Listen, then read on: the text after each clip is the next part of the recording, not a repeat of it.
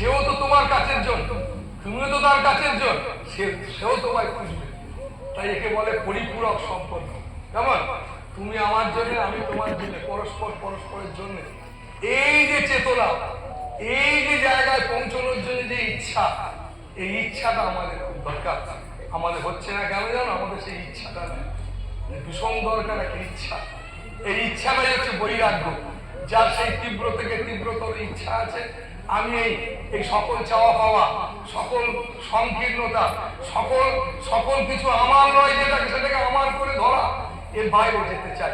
এরকম একটা ইচ্ছা যা প্রবল থেকে প্রবলতর, তাকে বৈরাগ্য বলে। তাই তো স্বামীজি এরকম বৈরাগ্যবান ছিলেন। তাই তিনি বললেন বৈরাগ্যের উপর দাঁড়িয়ে, একটা কুকুরও যদি অমুক্ত থাকে, ঈশ্বর আমি মুক্তি চাই না। কেন? এর নাম বৈরাগ্য। আমার কাছে ঈশ্বরটা কিচ্ছু না, কেন আমার কাছে মুক্তিটা কিচ্ছু না। একটা কুকুরও যদি অমুক্ত থাকে, মানুষ তো দূরের কথা, বলছে মানুষ তো দূরের কথা, কুকুরও। সবাই যেন পেট ভরে আনন্দ করে থাকতে পারে, এটা স্বামীজির বক্তব্য। আমি মুক্তি চাই না। যতক্ষণ যেদিন সবাই আনন্দ করে থাকবে, সেদিন আমি মুক্তি চাই। এর নাম বৈরাগ্য। তো এই বৈরাগ্য মানে, যে বৈরাগ্য আমার সমস্ত জগতে সকল চাওয়া পাওয়া, সকল দ্বন্দ্ব, সকল অভিমান, সমস্ত কিছুকে তুচ্ছ করে দিয়ে সেই পরম আনন্দের দিকে, সেই মিলনের দিকে, যেখানে গিয়ে আমরা সবাই সবাইকে বলবো, আহ ভাই, আমরা এতদিন ধরে পার্থক্য করছিলাম, বাস্তবিক ক্ষেত্রে আমাদের হৃদয়টা কিন্তু পার্থক্য নয়। আমরা শুধু বুদ্ধির মধ্যে দাঁড়িয়ে আছি, বুদ্ধির মধ্যে দাঁড়িয়ে আমরা বিভেদ সৃষ্টি করছি। দু চার কথা বই পড়েছি, সেই বইটাকেই শুধু চেবাচ্ছি, ঢুকতে পারিনি সেই হৃদয়ের রাজ্যে। স্বামীজি বলেছিলেন, হৃদয়ের রাজ্যে ভয় কি তোমার? আত্মার রাজ্যে ভয় আছে নাকি? আমরা সবাই অবিনাশী। কেমন? আমরা শুধু দেহ, আমি আমি শোবো, আমি বসবো, এটার মধ্যে ফেসে গিয়ে আমরা খুব কষ্ট পাচ্ছি। তাই বাবা মায়েরা, তোমাদেরকে আমি বলবো, এবার থেকে অভ্যাস করো। আমার আমার আমার আমার তো বলছো, বলতে হয়। সোসাইটি, সমাজ, এটা ব্যবহারিক জগৎ। কেমন? এই ব্যবহারিক জগতে আমার গাড়ি, আমার বাড়ি বলতে হয়, কিন্তু অন্তর্জগৎটাকে একটু অন্যরকম শেখাও। তুমি অন্তর্জগৎটাতেও বলতে শিখে গেছো, এটাই ভয়ঙ্কর করে ফেলেছি আমরা। এই অন্তর্জগৎ থেকে বলবো আমরা, সবটাই তোমার। কেমন? আমরা তো আমারটাকে বাদ দিলেই তো তোমার হয়, নয় আমার নয় তোমার। এবার থেকে আমরা অন্তর থেকে বলবো, প্রভু যা দেখতে পাচ্ছি সব তোমার। ছেলে মেয়ে, সংসার, বাড়ি গাড়ি সব তোমার। আমি যা কাজ পেয়েছি, এটা আমি পাইনি, তুমি আমাকে সুযোগ করে দিয়েছো। তুমি আমাকে সুযোগ করে দিয়েছো এই করবার জন্য, এই সেবা করবার যে সুযোগ তুমি করে দিয়েছো, এর জন্য আমি ধন্যবাদ জানাচ্ছি তোমায়। তাহলে দেখবে তোমার মধ্যে একদম হতাশা আসবে না, তুমি একদম নিজেকে দুর্বল ভাববে না।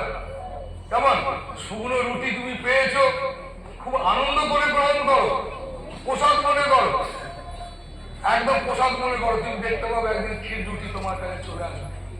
যেটা পেয়েছো সেটাকে তুমি ভালোভাবে নিচ্ছ না, এর পরেরটা তুমি আর পাচ্ছ। তুমি প্রথমে বলছো ভালো না, আরে যেটা পেয়েছো সেটাকে বলে ফেলো, তুমি অন্তর থেকে বলে ফেলো, তাহলে দেখবে একদিন তুমি এর থেকে একটা ভালো জিনিস পেয়ে গেছো। এই বিশ্ব প্রকৃতি, তুমি ভেবো না যে তোমার জন্য তোমার চান্স হারিয়ে গেছে, এ আমার সব গেল। কে বলেছে তোমার গেল? তুমি কি কাউকে সাথে নিয়ে এসেছিলে না? তুমি নিজেই এসেছিলে জগতে। তোমাকে জগতে নিজেকেই নিয়ে চলে যেত, একদিন চলে যাবে তুমি। তাই তোমার সেটাই তোমার কাছে যাবে, তোমার সেটা একমাত্র তোমার জিনিস, সেই ইচ্ছা। সেই ইচ্ছাটাই একমাত্র তোমার, যে ইচ্ছাটা আমি সকল ক্ষুদ্রতার বাইরে যেতে চাই, এই ইচ্ছাটা একমাত্র তোমার। এটাকে গুরু শক্তি বলতে পারো, এটা জ্ঞান বলতে পারো। এই ইচ্ছাটাই তোমার, এই ইচ্ছাটা তোমার দরকার, এই ইচ্ছাটাই তোমার সঙ্গে যাবে।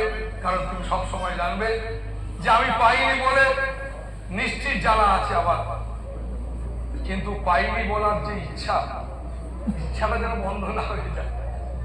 আমি পাইনি বলে কষ্ট নিশ্চিত আছে, কিন্তু ইচ্ছাটা নিশ্চিত যদি থাকে, আমি নিশ্চিত পাবো।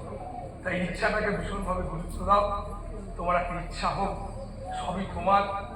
আমি তোমাকেই ভালোবাসি, আমি তোমাকেই ভালোবাসতে চাই। একমাত্র তুমি তুমি তুমি। এই তুমির কোনো নাম হয় না। এই তুমি ছেলে হতে পারে, মেয়ে হতে পারে, কালী হতে পারে, গর্ভধারিণী হতে পারে, পৃথিবীর যত রকমের নাম যা কিছু আছে সব হতে পারে, তুমি দিতেই পারো। তুমি শব্দটার মধ্যে প্রেম আছে, তাই তোমাদের আমি তুমি শব্দটা ব্যবহার করলাম কেন না, আমি তোমাতে থেকে এসেছি, আমি তোমাকে মিশে যাব, তাই আমি তোমাকে চাই, তোমাকে ভালোবাসি এবং তোমাকে ভালোবেসে বাঁচতে চাই।